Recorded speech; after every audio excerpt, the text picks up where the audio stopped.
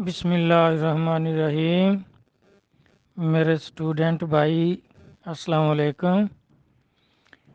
دیکھیں، یہ جو تقاضا تھا کہ باری تعالیٰ ہم تجھے دیکھیں، یہ موسیٰ علیہ السلام کا نہیں تھا، یہ ان کی قوم کا تقاضا تھا کہ ہم نہیں مانیں گے، پہلے ہمیں کھلم کھلا اللہ دکھائی دیں۔ تو موسیٰ علیہ السلام نے ان کی وجہ سے عرض کیا تھا کہ باری تعالیٰ ہمیں دیدار کرا۔ یہ مختلف جگہ میں، ایک صورت میں نہیں، موسیٰ علیہ السلام کا سب سے زیادہ صورتوں میں ذکر آیا ہے قرآن پاک میں۔ سب نبیوں سے زیادہ جو ذکر آیا ہے وہ موسیٰ علیہ السلام کا ہے۔ معاملہ یہ تھا کہ جب آپ ان کو بتاتے تھے کہ میں اللہ سے ہم کلام ہوتا ہوں، تو انہوں نے کہا کہ پھر ہمیں بھی اللہ دکھاؤ۔ تو آپ نے فرمایا میں ان صورتوں کے اور ان آیات کے جو ہے نا رکوع، وہ آخر میں سارے بتا دوں گا، آپ سب میں دیکھ کر تسلی کر لینا۔ تو آپ نے پھر فرمایا کہ بھائی ایسے کرو، جن کو آپ معتبر سمجھتے ہیں وہ ان آدمیوں کو چن لو اور میرے ساتھ روانہ کر دو۔ تو قوم نے 70 آدمی جن پہ وہ اعتبار کرتے تھے، یقین رکھتے تھے کہ یہ ہمیں آ کر سچ بتائیں گے، ان کو انہوں نے چنا اور وہ 70 آدمیوں کو ساتھ لے کر موسیٰ علیہ السلام کو طور پہ چلے گئے۔ تو وہاں جا کر اللہ تبارک تعالیٰ سے عرض کیا کہ باری تعالیٰ ہمیں دیدار کراؤ۔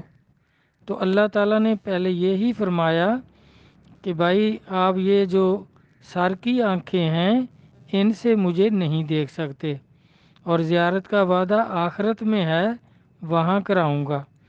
لیکن اب قوم نہیں مان رہی تھی کہ نہیں ہمیں زیارت کراؤ۔ تو پھر اللہ تبارک تعالیٰ نے اپنے نور کو ان پر ظاہر کیا بادلوں کی صورت میں، سفید بادل کی صورت میں، اور اس نور نے سب کو گھیر لیا، ان کو ایسے نظر آ رہا تھا جیسے بادل ہوں۔ تو پھر اس میں سے آواز آئی، انہوں نے اللہ تبارک تعالیٰ نے ان کو آواز دی اس بادل میں سے، جن کو بادل نظر آ رہا تھا لیکن وہ اللہ کے نور کا اظہار تھا، یعنی وہ انی ان اللہ لا الہ الا، یہی ایت جو تھی یہ پھر ان کو سنائی دی، جس کا مطلب یہ ہے کہ تحقیق میں اللہ ہوں، میرے سوا کوئی معبود نہیں، میں صاحب ہوں مکہ کا، تم کو مصر کی زمین سے میں نے نکالا، پس تم میری عبادت کرو اور میرے سوا کسی کو نہ پوجو۔ اس کلام کے بعد وہ بادل جو تھا، ابر جو تھا، وہ صاف ہو گیا۔ تو موسیٰ علیہ السلام سے ان لوگوں نے کہا کہ ہم نے کلام الہی کو سنا اور اس کے احکام بھی سمجھ لیے، لیکن ہم کو کسی طرح یہ یقین نہیں آیا، اس طرح ہمیں یقین نہیں آئے گا کہ یہ کلام واقعی خدا کا ہے۔ شاید کوئی شیطان یا کوئی جن اس ابر میں سے آواز کرتا ہو۔ ہم تو صرف آپ کے کہنے پر یقین کرتے ہیں کہ یہ اللہ کا کلام ہے، اور ہمارے دل کو اس وقت تک تسلی نہیں ہو سکتی جب تک کہ آپ اللہ کو سامنے، جب تک ہم اللہ کو سامنے دیکھ نہ لیں۔ تو پھر دوسری آیت جو ہے جس کا مطلب یہ ہے وَإِذْ قُلْتُمْ يَا مُوسَىٰ لَن نُؤْمِنَ لَكَ حَتَّىٰ، یہ آگے تک اس کا مطلب یہ ہے، اور جب کہا تم نے اسے موسیٰ ہم ہرگز ایمان نہیں لائیں گے، یعنی ان لوگوں نے کہا کہ اے موسیٰ علیہ السلام ہم ہرگز ایمان نہیں لائیں گے تجھ پر یہاں تک کہ ہم اللہ تعالیٰ کو سامنے نہ دیکھ لیں۔ تو پھر اللہ تعالیٰ نے تجلی کی اور موسیٰ علیہ السلام سے اللہ تعالیٰ فرمایا کہ تم دیکھ رہے تھے وَأَنْتُمْ تَنْظُرُونَ۔ تو اس طرح جب اللہ تعالیٰ نے اپنی تجلی دکھائی تو وہ مر گئے، وہ 70 آدمی جو تھے وہ مر گئے، اور موسیٰ علیہ السلام بے ہوش ہو گئے۔ وہ اس آیت میں، اب وہ ذکر جو ہے وہ دوسری آیت میں جو آپ نے سورۃ اعراف 143 نمبر آیت ہے کہ موسیٰ علیہ السلام اس میں بے ہوش ہو گئے۔ اب اللہ تبارک تعالیٰ نے یہ جتنی جگہ بھی کبھی اس کا کچھ حصہ بیان کیا، کبھی کچھ حصہ، قرآن پاک کی کافی صورتوں میں موسیٰ علیہ السلام کے واقعے کا ذکر آیا ہے۔ سارا ایک جگہ اکٹھا کسی جگہ نہیں آیا، تو کسی جگہ کوئی بات بیان ہوئی ہے، کسی جگہ کوئی۔ تو اللہ تبارک وہ موسیٰ علیہ السلام بے ہوش ہو گئے اور وہ آدمی مر گئے۔ جب موسیٰ علیہ السلام ہوش میں آئے تو آپ کو بڑا صدمہ پہنچا کہ یہ مر گئے ہیں، اب اپنی قوم کو جا کر میں کیا جواب دوں گا؟ وہ یہ تہمت لگائیں گے کہ موسیٰ علیہ السلام نے ان سب کو کہیں لے جا کر قتل کرا دیا ہے، تو اور پھر مجھے بھی قتل کریں گے یا فساد ہوگا۔ تو آپ نے دعا کی کہ باری تعالیٰ مہربانی فرما۔ تو اب دوسری آیت میں ہے، اس سے آگے والی آیت میں ہے کہ آپ کی دعا اللہ نے قبول فرمائی، کہ آپ نے کہا کہ آپ ہی تو ہمارے خبر گیر ہیں، ہم پر رحمت اور مغفرت فرمائیے، اور آپ سب معافی دینے والوں سے زیادہ معافی دینے والے ہیں۔ تو موسیٰ علیہ السلام کی تضرع و زاری دربار الہی میں قبولیت حاصل کر گئی اور ان لوگوں کو معاف کر دیا جنہوں نے ضد کی تھی کہ نہیں ہم نے تو اپنی آنکھوں سے دیکھنا ہے۔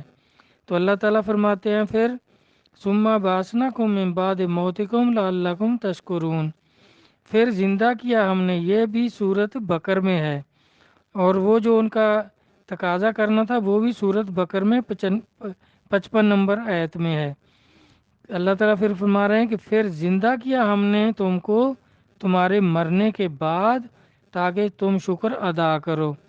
تو اس طرح یہ 70 آدمی تھے اور موسیٰ علیہ السلام نے ان کو پہلے تو تسلی ان کی کرانے کی کوشش کی۔ اللہ تعالیٰ نے اپنی ذات کا اظہار بادلوں کی صورت میں کیا اور اس میں آواز دی، لیکن وہ بعد میں پھر گیا کہ ہمیں کیا پتہ یہ شیطان کی آواز ہو یا کوئی جن ہمیں کچھ کہہ رہا ہو، ہم تو کھلم کھلا جب تک نہیں دیکھیں گے ہم نہیں مانیں گے۔ تو پھر جب اللہ تعالیٰ نے تجلی کی، کوہتور پہ کوہتور جل گیا اور وہ آدمی مر گئے، 70 آدمی، تو موسیٰ علیہ السلام بے ہوش ہو گئے تھے۔ اب دیکھ یہ اس میں جو ہے کہ موسیٰ علیہ السلام بے ہوش ہو گئے، اب بھائی کیوں بے ہوش ہو گئے؟ ان کو کوئی نعوذ باللہ کوئی بیماری تو نہیں تھی کہ بیماری کی وجہ سے بے ہوش ہو گئے تھے؟ اللہ کو دیکھ کر پھر اللہ تعالیٰ فرماتے ہیں کہ ہم نے تمہیں زندہ کیا تاکہ تمہیں میرا دیکھنا یاد رہے۔ تو اس طرح وہ جب وہ زندہ ہو گئے، اللہ تعالیٰ فرماتے ہیں میں نے ان کو اس لیے زندہ کیا، دوبارہ زندگی بخش دی تاکہ یہ شکر گزار ہوں اور اس قسم کی بے جا ضد کو کام میں نہ لائیں۔ اور جب یہ 70 افراد دوبارہ زندگی پا کر قوم کی جانب واپس ہوئے تو انہوں نے قوم سے سارا قصہ کہہ سنایا اور بتایا کہ موسیٰ علیہ السلام جو کہتے ہیں وہ حق ہے، وہ بلا شبہ اللہ کا فرستادہ ہے، اللہ کا نبی ہے۔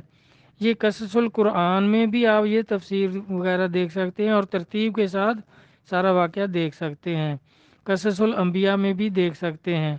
اور اس طرح یہ پورا واقعہ جو ہے اسی طرح ہے کہ وہ ان لوگوں کا، ان کی قوم کا تقاضا تھا کہ ہمیں کھلم کھلا اللہ نظر آئے۔ جب اللہ تعالیٰ نے تجلی کی، نظر آئے اللہ تعالیٰ، تو وہ مر گئے اور موسیٰ علیہ السلام بے ہوش ہو گئے۔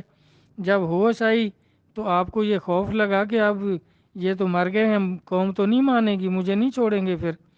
تو دعا کی، اللہ تعالیٰ فرماتے ہیں میں نے ان کو دوبارہ زندہ کیا۔ یہی میں نے اس دن بھی عرض کیا تھا، اور یہ واقعہ صرف کسی صورت میں یا کسی ایک آیت میں نہیں ہے۔ یہ آپ نے سورۃ اعراف کا حوالہ دیا، یہ پیچھے سورۃ بقر میں ہے، اور یہ تمام صورتیں جن میں اللہ تبارک تعالیٰ نے ان کا موسیٰ علیہ السلام کا واقعہ بیان کیا ہے، تو وہ میں سارے کے سارے جو ہے نا